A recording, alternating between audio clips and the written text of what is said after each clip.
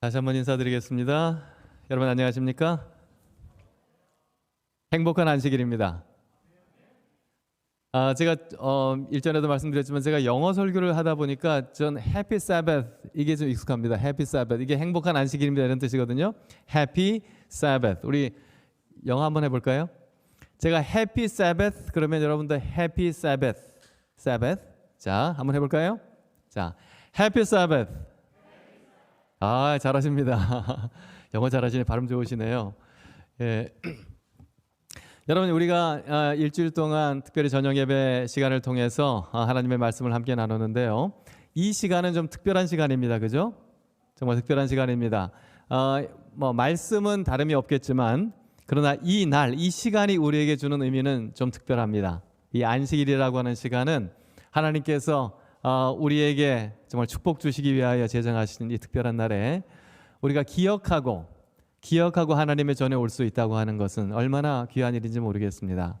어제 저녁에도 보니까 저기 야구 하는 것 같더라고요. 사람들은 그 야구 열광하면서 이제 삼성 라이온스 이기라고 막 이렇게 하는 그때에 우리는 거기에 관심을 두지 않고 이 안식일을 기억해서 하나님을 찬양하고 또 하나님께 나와서 예배할 수 있다고 하는 게 얼마나 제가 여기서 감동이 많습니다. 사실 제가 은혜를 드리려고 왔다고 생각했는데 감동을 많이 받고 갑니다. 특별히 제가 이런 찬양대는 얼마 만에 제가 지금 보는지 모르겠어요. 사실 제가 한 2, 3년 만에 뵈는 것 같습니다. 코로나 이후에 제가 처음 보는 함께 이렇게 한 목소리로 하나님을 찬양한다고 하는 게 얼마나 감사한 일인지 모르고요. 예수님의 재림 그리고 그 재림을 통한 사망 권세를 이기고 우리가 새로운 생명을 얻는 그런 부활의 아침을 노래해 주신 우리 찬양대 여러분들께 다시 한번 진심으로 감사를 드립니다. 어쩌면 그것이야말로 제가 지금까지 이야기한 그 모든 우리 삶의 문제에 대한 성경이 주는 마지막 대답인지 모르겠습니다. 우리 주님의 재림을 우리가 오늘도 간절히 사모하는 그런 시간이 되었으면 좋겠습니다. 성경 인생의 질문에 답하다라고 하는 제목으로 우리가 지금 몇 시간째 하고 있는데요. 제가 화요일부터 한 내용들을 간단하게 제목만 좀 놓고 본다면 나는 누군가라고 하는 제목으로 했고요. 그 질문에 대한 답은 우리는 하나님의 자녀다 했습니다. 두 번째 날은 코로나 없는 세상은 과연 올까? 이 세상에도 오지 않겠지만 주님 이 땅에 오실 때에 새하늘과 새 땅은 사망도 없고 아픈 것도 이별도 없겠지만 또 없는 게 코로나다 이렇게 말씀을 드렸습니다. 세 번째 날은 생명보험은 무엇을 보장하는가? 생명보험은 우리의 생명을 보장하지 않죠. 남아있는 사람들 조금 살 수 있도록 그렇게 도와는 주지만 생명을 보장해 주진 않습니다. 우리의 생명을 보장해 주시는 유일한 분은 예수 그리스도시다 말씀드렸습니다. 금요일 어제 다시 시작하려면 어떻게 하는가? 우리가 침례받고 하나님의 자녀가 되는 이야기를 했습니다. 오늘 제가 거듭 말씀드렸지만 그것은 우리의 선택에 달려 있습니다. 오늘 오전에 제가 잠깐 말씀을 드렸지만 우리 인생이 왜 이렇게 힘들까? 우리가 죄 때문에 하나님과 떨어지게 되고 거기에 대해서 우리가 정말 낭망할 수밖에 없지만 그러나 예수 그리스도께서 이 땅에 오시고 우리를 대신해서 십자가에 달려 돌아가시고 우리가 하나님과 화목할 수 있는 그래서 우리의 삶의 문제를 해결할 수 있는 바로 예수 그리스도가 계시다는 사실을 다시 한번 또 확인하게 되었습니다. 오늘 이 마지막 시간은 우리에겐 아직도 희망이 있는가라는 제목으로 말씀을 좀 나누려고 합니다. 디모데 후서 3장 16절 17절의 말씀 좀 유명한 말씀입니다만 제가 좀 읽어드리겠습니다. 모든 성경은 하나님의 감동으로 된 것으로 교훈과 책망과 바르게 함과 의로 교육하기에 유익하니 이는 하나님의 사람으로 온전하게 하며 모든 선한 일을 행할 능력을 갖추게 하려 함이라. 하나님의 말씀 성경은 그냥 쓰여진 책이 아닙니다. 사람이 그저 생각해서 만든 책이 아니라 하나님의 영감으로 기록되었다 그렇게 말하고 했어요. 그리고 이 말씀은 우리에게 교훈하고 때로는 책망하고 바르게 하고 의로 교육한다 그랬습니다. 여러분 성경은 우리에게 좋은 게 좋다 이렇게 말하지 않아요. 때로는 우리에게 채찍질도 하고 또 쓴소리도 하고 그렇게 합니다. 성경은 우리에게 어떤 요행을 가르치지 않고 혹은 지름길을 말해주지 않습니다. 성경은 우리에게 정로가 무엇인지 바른 길이 무엇인지를 가르쳐주는 책입니다. 우리의 삶에 여러 가지 문제들이 있지만 이 문제들을 우리가 이 성경을 접하고 이 성경을 통해서 그 답을 찾아가려고 한다면 여러분 우리는 그 모든 답을 찾을 수가 있을 것입니다. 그것을 위해서 성경이 주어졌고요. 저희는 이렇게 몇 번 안 되는 그런 시간을 통해서 몇 가지의 질문에 대한 답을 찾으려고 우리가 함께 했지만 여러분 살아가시면서 이 성경을 접하시고 성경을 매일 읽으시고 또 말씀을 듣고 한다면 우리가 가지고 있는 그런 모든 문제에 대한 답을 여러분 발견하게 될 것입니다. 다시 시작하려면 어떻게 하는가에 대한 이야기 제가 어제 했기 때문에 또 이제 저녁에서 저녁이 아니라 바로 어제 했기 때문에 여러분 기억에 다 남으시리라고 생각됩니다. 베드로와 가룟 유다 얘기도 했고요. 베드로와 가룟 유다가 다 잘못했다 그랬죠. 다 잘못했는데 차이가 뭐라고요? 다 배반하고 또 후회도 하고 잘못도 뉘우치긴 했는데 그러나 한 사람은 거기서 주저앉아서 포기했고 한 사람은 다시 시작했다. 베드로는 다시 시작했습니다. 그 차이다. 우리가 넘어지지 않는 것이 중요한, 물론 안 넘어질 수 있으면 좋습니다. 가능하면 적게 넘어지는 것도 필요합니다. 그러나 더 중요한 것은 넘어졌을 때 어떻게 다시 시작하느냐 하는 것인데요. 예수님께서는 베드로를 찾아오셔서 네가 나를 사랑하느냐 3번 물으셨다 그랬죠. 왜요? 3번 부인했던 베드로를 다시 세우시기 위해서 그랬다 말씀드렸고요. 예수님의 마지막 남긴 유언과 같은, 물론 뭐 영원히 돌아가신 분이 아니기 때문에 마지막 정말 이 말씀 승천하시기 전에 올라가시기 전에 말씀하신 것은 너희는 가서 모든 민족으로 제자를 삼아라. 그리고 아버지와 아들과 성령의 이름으로 침례를 베풀고 내가 내게 분부한 것을 가르쳐 지키게 하라. 그중에 우리가 침례 얘기를 좀 했습니다. 그래서 이 침례는 우리가 하나님 안에서 다시 시작하는 하나의 표요, 하나님께서 우리에게 주신 구원의 표로 주셨다라고 했고요. 사람들의 마음이 찔림을 받고 내가 어떻게 하지라고 하는 그런 질문에 대해서 베드로는 회개하고 어떻게 하라고요? 침례를 받고 죄 사함을 받으라 이렇게 했습니다. 그리고 침례는 어떤 침례가 더 맞는 거라고요? 물 뿌리는 침례? 아니고 물에 잠기는 침례가 맞다. 왜요? 침례의 의미가 죽었다가 다시 사는 것을 의미하기 때문에 그렇습니다. 그래서 밥티스마라고 하는 침례라고 하는 말 자체가, 단어 자체가 물속에 완전히 들어가는 것을 말하기도 하고 침례가 주는 의미, 상징하는 의미가 죽음과 부활을 상징하기 때문에 물속에 들어갔다 나오는 것이 맞다. 이런 얘기도 했습니다. 마가복음 16장 16절 믿고 침례를 받는 사람은 구원을 얻을 것이요 믿지 않는 자는 정죄를 받으리라. 여러분 이렇게 정확한, 이렇게 분명한 말씀을 예수님께서 남기셨는데 꼭 우리가 침례 받아야 되나요? 뭐 그냥 믿으면 되는 거 아닌가요? 라고 하는 것에 대해서 어제 제가 무슨 말씀드렸죠? 사랑하면 되지 뭐 서로 결혼할 필요 있나? 결혼식 뭐 굳이 할 필요 있나요? 이런 것과 마찬가지입니다. 굳이 안 해야 될 이유가 없는 것입니다. 굳이 안 해야 될.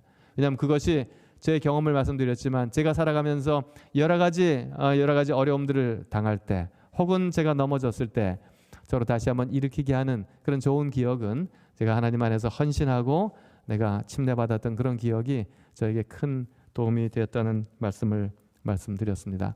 어제 이제 저희가 체크를 좀 침례 내가 결심합니다. 뭐 받기를 관심 있습니다. 이렇게 좀 했는데 많은 분들이 그 체크를 못 하셨다고 제가 들었습니다. 물론 지금 상황이 아직 잘 모르시기 때문에 그렇다고 생각됩니다. 그러나 그 마음이 우리에게 하나님께서 그 말씀을 주셨을 때 우리가 그런 것을 선택할 수 있는 그런 용기도 우리에게 늘 필요합니다.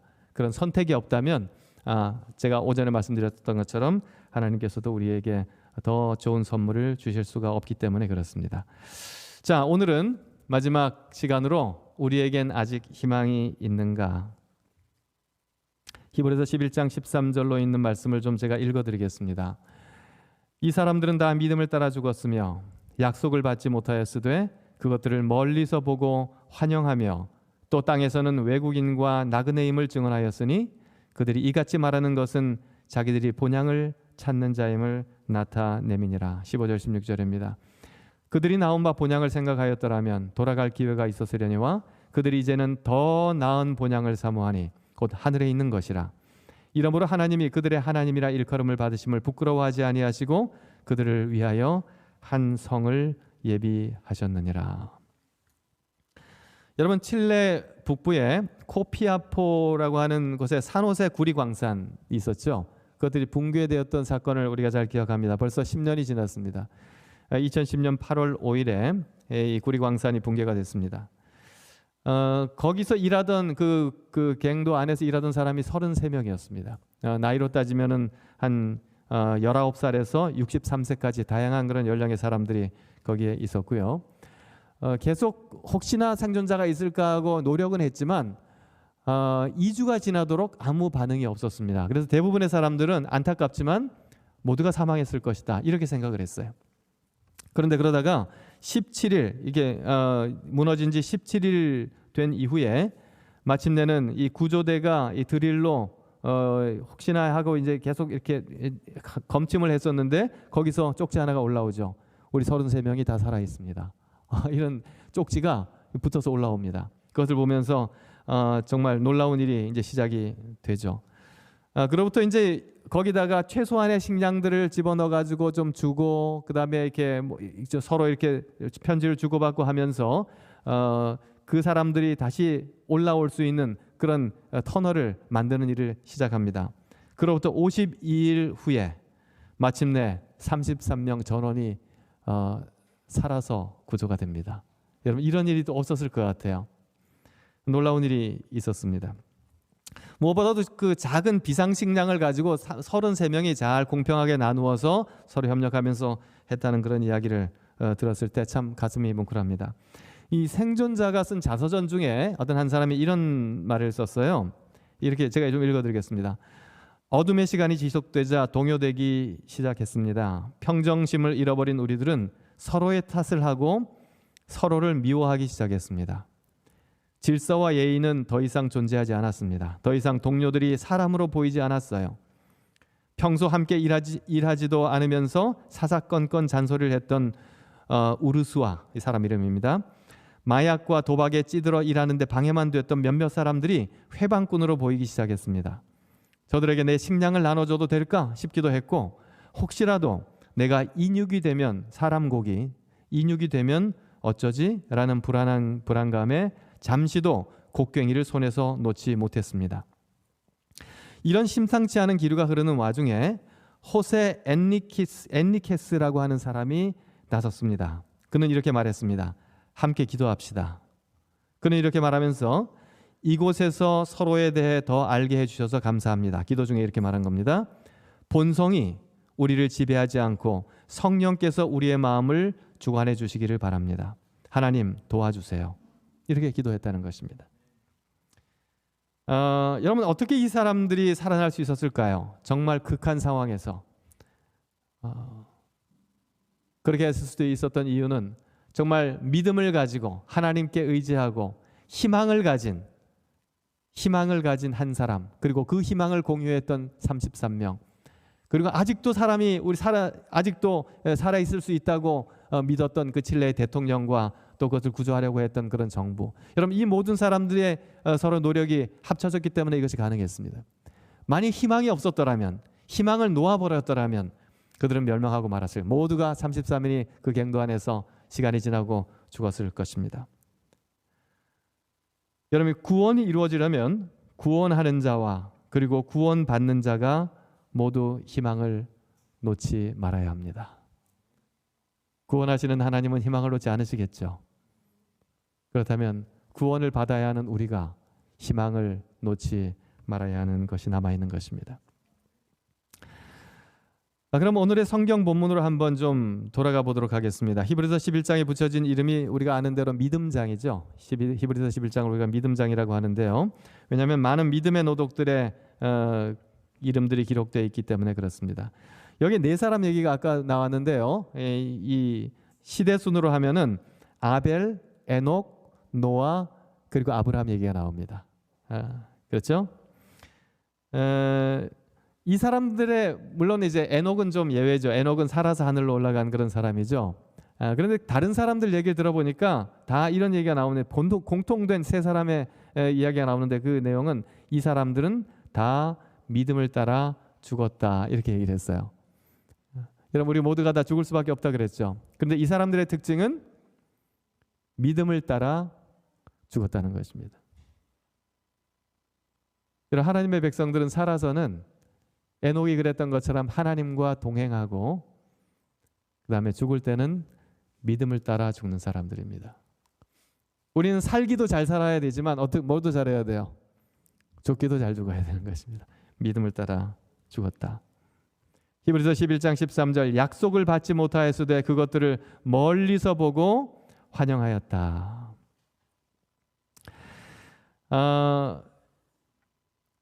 여러분, 아벨은 제사를 드렸죠. 제사를 드렸을 때 양을 잡아서 제사를, 우리가 잘 알지만 가인은 곡식으로 드렸지만 아벨은 양을 잡아서 드렸습니다. 왜 그랬을까요? 우리 부지와 선지자에 보면은 하나님께서 이 제사 제도에 대한 것들을 다 가르쳐 주셨다 그랬습니다. 이 제물이 무엇을 상징하는지도 다 알려주셨다 그랬어요. 그러나 가인은 어때요? 자기의 어떤 그 노력의 산물을 하나님께 드려도 된다. 자기식의 제사를 드립니다. 자기식의 예배를 드립니다. 그러나 아벨은 순종하는 마음으로 하나님께서 하라고 하는 대로 합니다. 그러나 여러분, 아벨은 그 양을 드렸지만 그 양의 실체이신 예수 그리스도를 보지 못했습니다.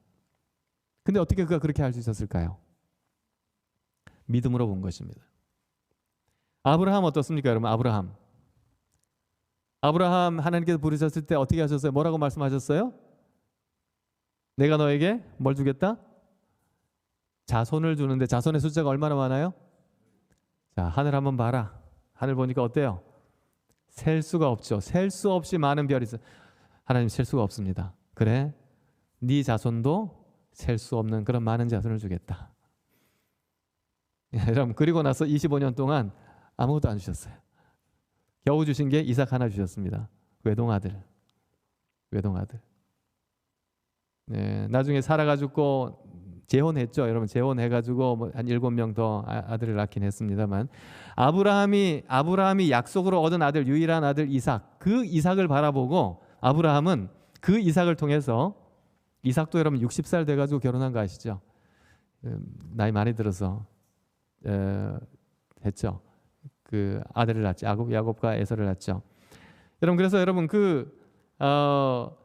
아브라함이 하나님의 약속은 받았지만 그 약속의 이루어지는 성취를 보질 못했어요. 그러나 그가 그래도 하나님의 믿음으로 그것을 순종할 수 있었던 것은, 그 길을 갈 수 있었던 것은 하나님에 대한 믿음 때문이었습니다.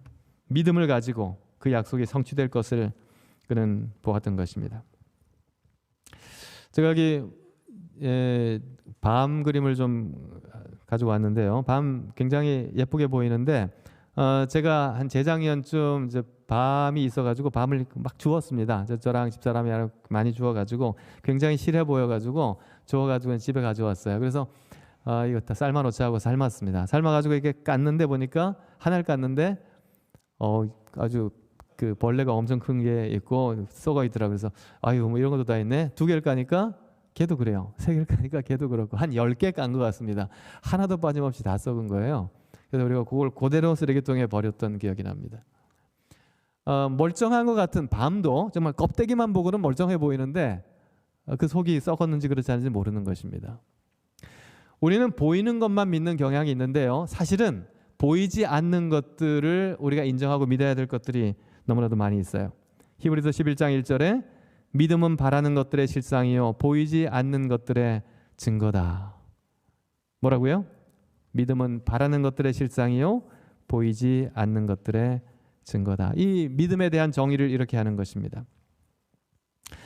여러분, 우리가 육신의 눈으로 볼 때는 보이지 않는 것이 우리의 영적인 눈으로 보아야만 보이는 것들이 꽤 있습니다. 때로는 우리가 눈을 감아야 보이는 것들이 좀 있어요. 그래서 우리가 기도할 때 눈을 감는 것 같아요. 왜냐하면 육신의 눈을 뜨고는 잘 안 보이는 것들이, 오히려 방해가 되는 것들이 눈을 감고 영적의 눈을 뜨고 그리고 믿음의 눈을 떴을 때 보이는 것들이 있기 때문에 그렇습니다. 여기 씨가 하나 있는데 제가 좀 크게 확대해서 이렇게 보이는데 뭐 자처럼 보이기도 하고 그러죠. 이게 사과씨입니다. 사과씨. 여러분, 이 사과씨를 보면은 무엇이 보이십니까? 또 사과가 보이십니까?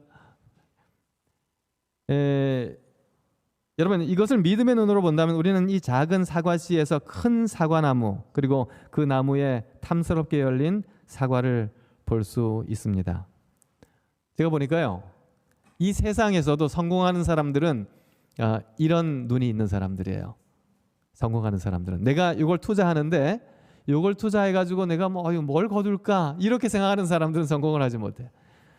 그 작은 것을 하면서도 어때요? 그 결과의 풍성함을 미리 예측하고 그것들을 기대하고 그 희망을 갖는 것입니다. 그랬을 때 뭐도 하게 돼요? 최선을 다해서 노력하게도 되는 것이죠. 농부들이 씨를 심으면서 그 씨가 정말 풍성한 열매가 될 것을 기대하고 믿고 그렇게 하지 않는다면 농사가 될까요? 믿음의 눈으로 희망의 눈으로 그것을 바라볼 수 있기 때문에 우리는 농사도 지을 수가, 그 작은 열매를 눈에 보이지 않지만 그러나 그 결과를 믿음으로 바라보고 그 일을 할 수가 있는 것입니다. 우리의 신앙도 마찬가지인 것 같습니다. 우리의 신앙도 우리가 얼마나 정말 씨를 심는 마음으로 우리가 하는 모든 선택들과 우리가 하는 모든 그런 신앙적인 행동들이 결국은 어떤 열매를 맺을 것인지에 대한 희망과 기대, 그리고 거기에 대한 믿음이 있을 때에 우리의 삶이 의미도 있고 행복하기도 한 것 같아요. 그렇지 않으면 의무는 남아있는데 안식일에 교회는 오는데 무슨 뭐 성경은 읽는데 헌금도 하는데 예배는 드리는데 이게 좀 신이 안 나는 거죠. 지금 하는 고생이 어떤 결과가 일어날지, 어떤 보상을 받을지, 어떤 수확이 있을지를 우리가 믿음의 눈으로 바라보지 못하기 때문이라고 생각이 됩니다. 히브리서 11장 6절에 보니까 믿음이 없이는 하나님을 기쁘시게 하지 못하나니 하나님께 나아가는 자는 반드시 그가 계신 것과 또한 그가 자기를 찾는 자들에게 상 주시는 이심을 믿어야 할지니라. 두 가지를 믿어야 합니다. 여러분, 하나님에 대한 두 가지 믿음이 있어야 돼요. 첫 번째 뭐예요? 하나님께서 계신 것, 하나님의 존재를 믿어야 합니다. 어떻게 믿을 수 있을까요? 우리가 첫 번째 날 우리가 창조 진화 얘기도 좀 했었죠. 제가 간단하게 말씀드렸지만 천연계를 통해서도 우리가 볼 수가 있습니다. 우리가 눈을 크게 뜨고 바라볼 수 있다면 하나님의 창조를, 하나님의 여전히 살아계심을 발견할 수가 있을 것입니다. 그렇다면 두 번째는 뭘까요? 우리가 무엇을 믿어야 할까요? 하나님께서 계신 것과 또한 하나님이 자기를 찾는 자들에게 상 주시는 이심을 믿어야 한다라고 말을 했습니다. 하나님의 존재와 함께 하나님께서 우리와 상관이 있는 분이라고 하는 믿음을 가져야 되는 것입니다. 내가 어떤 일을 할 때 내 어떤 삶을 보시고 판단하시고 마침내는 거기에 대해서 상을 주시는 분이시다. 물론 벌도 주실 수 있습니다. 그게 하나님은 심판하시는 하나님이시기 때문에 그래요. 공정하신 하나님이시기 때문에 그렇습니다. 하나님께서는 나의 앉고 일어섬을 아십니다. 그리고 내 기쁨과 고민을 아십니다. 하나님은 내 머리털까지 세시고 내 이름을 기억하십니다. 내가 기도를 시작할 때에 이미 응답하시는 분이 하나님이십니다. 내가 무슨 말을 해야 할지 몰라서 눈을 감고 있을 때 성령께서 말할 수 없는 탄식으로 우리를 위하여 탄원하시고 계십니다. 하나님은 나를 알고 계세요. 그리고 보시고 계십니다. 그것이 두 번째 믿음이에요. 제가 어제 침례 받은 얘기, 제 개인적인 경험 말씀드렸죠. 제가 침례를 받고 집안 우리 부모님과 좀 큰 갈등이 생겼습니다. 제가 평생 아버지한테 딱 한 대 맞아봤어요. 제가 좀 그래도 모범적인 아들이었던 것 같습니다. 그래서 아버지한테 이렇게 맞고 살질 않았어요. 맞고 살지 않고 안 때리셨는데 한 대, 제가 그것도 뺨을 한 대 맞았어요. 그게 그때였습니다. 이제 그때 저는 맞은 게 마음이 아픈 게 아니라 제 아버지와의 그 신뢰관계가 깨지고 아버지가 제 신앙을 이해하지 못하고 하는 그런 것들이 너무나도 안타깝고 마음이 아팠습니다. 그래서 제가 이제 그 일이 있고 제 방으로 와서 하나님께 기도하려고 무릎을 꿇었어요. 그때가 이제 말씀드렸던 것처럼 고등학교 이제 2학년 초였습니다. 무릎을 꿇었습니다. 기도를 하려고 눈을 감았는데 기도가 나오지 않는 겁니다. 무슨 기도를 어떻게 해야 될지 모르겠어요. 2시간을 제가 눈물을 흘리면서 한마디도 못했던 것 같습니다. 그때 어렸지만 특별한 경험이었기 때문에 기억이 좀 납니다. 그때 저희 이모님이 저에게 해주신 말씀이 이 말씀이었어요. 우리가 말할 수 없을 때 성령께서 말할 수 없는 탄식으로 우리를 위하여 기도해 주신다. 그 말씀이 제 머릿속에, 제 귀 속에 이렇게 울려 퍼지기 시작했어요. 아, 그래. 내가 지금 말할 수 없지만 내 이 사정을 하나님이 아시지. 하나님이 지금 보시고 계시지. 그리고 내가 기도를 못한다면, 내가 무슨 말로 기도할지를 모른다면 하나님께, 성령께서 탄식하는 마음으로 탄식하시면서 기도하신다고 했지. 여러분, 하나님은, 우리는 하나님과 상관없이 살 수도 있습니다. 자식이, 그런 자식들이 있잖아요, 그죠? 나 부모님 상관없이 그냥 자기 잘난 척, 자기 혼자 태어난 줄 알고 그렇게 사는 자식들 많습니다. 그러나 부모는 자식하고 상관없이 살 수가 없습니다. 하나님도 마찬가지예요. 우리는 하나님 없이 살 수 있지만 하나님은 우리 없이 못 사십니다. 그것을 믿는 것이 믿음이에요, 여러분. 하나님이 존재하실 뿐만 아니라 하나님이 내 아버지시고 내 아픔을 아시고 내 문제를 아시고 그것을 해결하기 위하여 나와 함께 하신다는 믿음을 갖는 것입니다. 갈라디아서 6장 9절입니다. 우리가 선을 행하되 낙심하지 말지니 포기하지 아니하면 때가 이름에 거두리라. 여러분, 우리가 살아가면서 신앙 때문에 고생을 하는데 이 세상에서 보상이 없는 것 같아서 너무 낙담하지 마시기 바랍니다. 어떤 분들은 뭐 신앙의 도움을 받아가지고 뭐 축복을 많이 받는 것 같은데 나는 그런 것 같지 않아. 뭐 아무리 해도 돈도 못 벌고 뭐 어려움이 있고 또 여러 가지 어려움이 있다, 이렇게 생각하실 수도 있어요. 저는 그렇게 말씀드리고 싶습니다. 여러분, 만일 여러분이 이 땅에서 상급을 받지 뭔가를 열심히 했는데, 신앙생활을 순수하게 했는데 보여지는 상급이 없다, 그러면 하늘에 적금 넣으셨다, 이렇게 생각하시면 됩니다. 적금 넣으셨다. 이게 하늘에 쌓여야 돼. 그게 절대로 없어지지 않습니다. 하나님이 그렇게 말씀하셨어요. 너희 보화를 어디에 쌓아두라고요? 하늘에 쌓아두라. 왜? 여기 놔두면 그게 뭐 벌레가 먹을 수도 있고 도둑이 훔쳐갈 수도 있고, 여러분 주식 투자해 보십시오. 제로 될 수도 있습니다. 어떻게 될지 몰라요. 집 사면 집값이 떨어질 수도 있는 거고 그래요. 여러분, 그러나 하늘에 쌓아두면 어떻다고요? 아무것도 터치를 못한다. 적금 드는 거니까 걱정하지 마라. 이 하나님께서 하시는 말씀입니다. 혹시 축복을 받으면 어때요? 이 세상에 축복 받으면 적금 든 거 좀 인출했다, 이렇게 생각하시면 됩니다.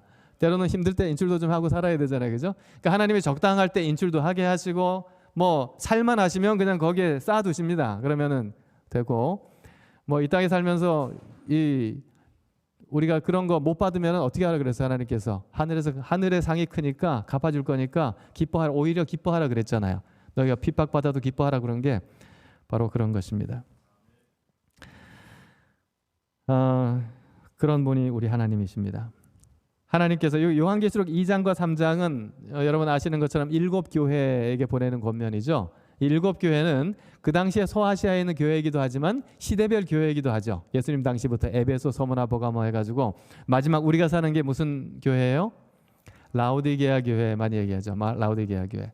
7교회인데요. 7교회 한번 보십시오. 보면 거기에는 그 칭찬도 나오고 질책도 나오고 뭐 그러죠. 칭찬 없는 교회가 하나 있는데 어떤 교회인지 아세요? 안타깝게도 라오디게아 교회입니다. 6교회는 다 칭찬이 있는데 라오디게아 교회는 칭찬이 없어요.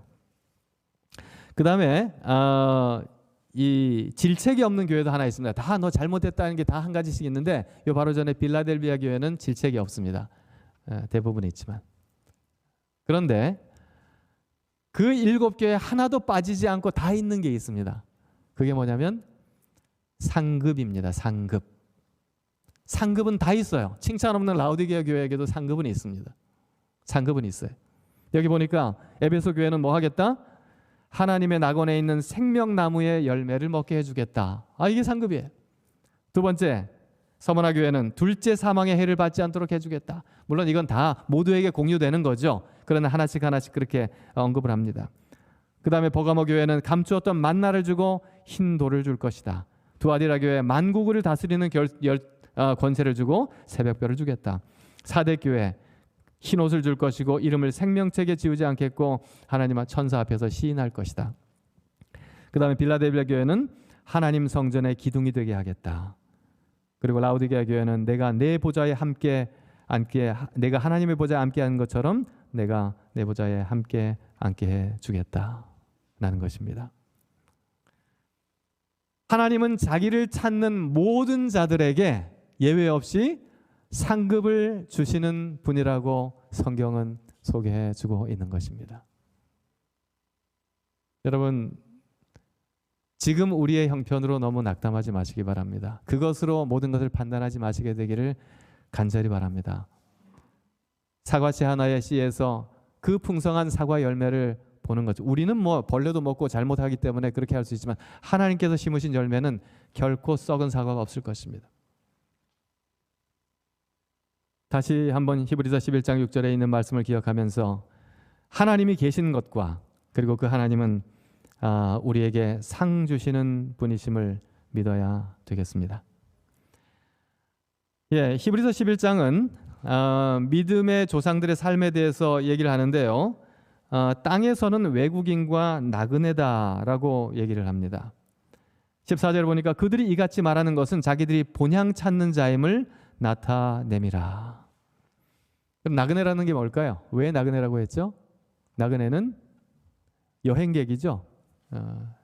돌아갈 본향이 있는 거, 고향이 있는 거, 자기 집이 있는 거죠. 외국인이라고 하면 자기가 돌아갈 고국이 있는 것입니다. 죄 많은 이 세상은 내 집안이요. 그거 아시죠? 죄 많은 이 세상. 우리가 기억해야 될 것은 여기가 우리 집이 아닙니다. 우리가 집을 사도 여러분 집 사셔도 그게 영원히 여러분이 거할 집이 아니에요. 잠깐 머물다 갈 임시거처입니다. 임시거처. 그러니까 임시거처에 너무 마음을 쓰면 돌아가기 싫을 수도 있고 돌아가는데 그 마음을 뺏길 수가 있어요. 하나님께서는 우리에게 너희가 믿음의 조상들은 하나같이 내가 외국인이요 내가 이 세상에서 나그네라는 사실을 늘 기억하고 살았다고 우리에게 말해주고 있는 것입니다. 15절에 또 이런 말씀이 나오죠. 그들이 나온 바 본향을 생각하였더라면 돌아갈 기회가 있었을 것이다. 돌아갈 기회가 있었을 것이다. 이 말은요 어떻게 보면 이 아브라함을 생각하고 한 말 같아요. 히브리서 기자가 누구냐? 신학자들 사이에 좀 논란이 있습니다. 우리는 사도 바울일 거다라고 우리는 좀 생각을 합니다. 어쨌든 히브리 사람이었고 또 구약 성경을 잘하는 그런 사람이었고 성전을 잘하는 사람이었는데 사도 바울이라고 우리가 가정을 하고 한번 해보겠습니다. 이 사도 바울이 이때 요 말을 한 이유는 아마도 아브라함을 생각하고 한 것 같아요. 아브라함이 갈대아 우르를 떠나서 하란에 머물다가 하란에서 다시 하나님께서 떠나라고 해서 가나안 땅으로 오죠. 근데 가나안에 와가지고 좀 어려움이 많았어요. 특별히 했던 어려움은 우리가 아는 대로 이 큰 가뭄을 만나게 됩니다. 위기가 닥친 것입니다. 제가 거기에 대한 우리 그 본교 성경 주석을 좀 봤는데 이렇게 기록되어 있습니다.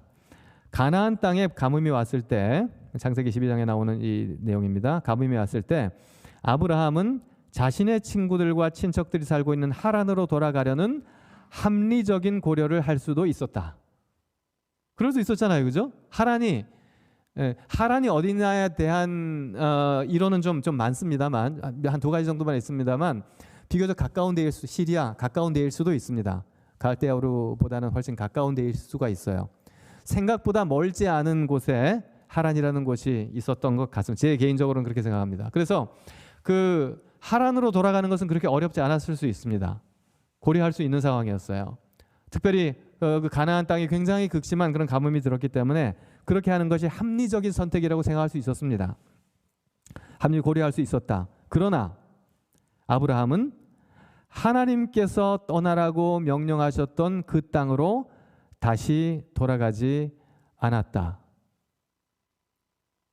여러분 이거 굉장히 중요합니다.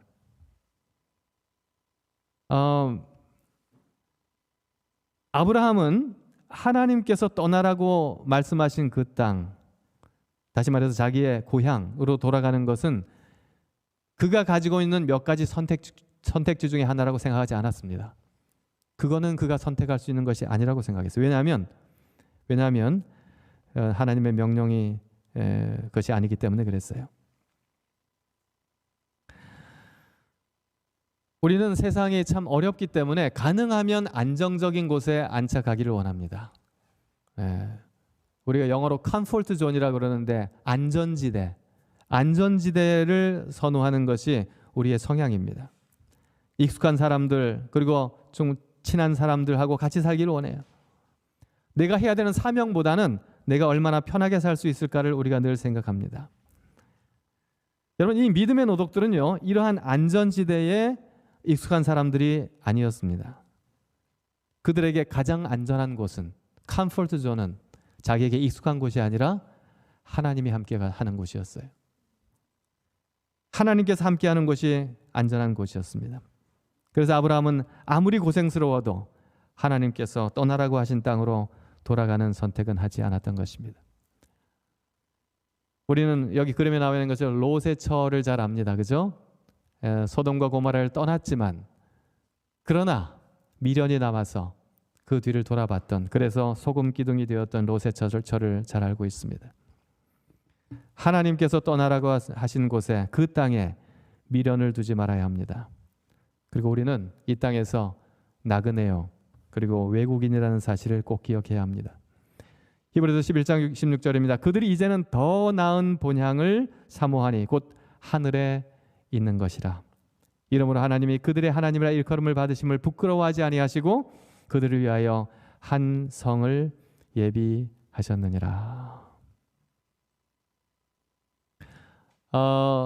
성경은 하나님께서 준비하신 그 본향을 더 나은 본향이다, 이렇게 말을 하고 있습니다. 이 세상 어떤 것보다 더 나은 본향이라는 것입니다.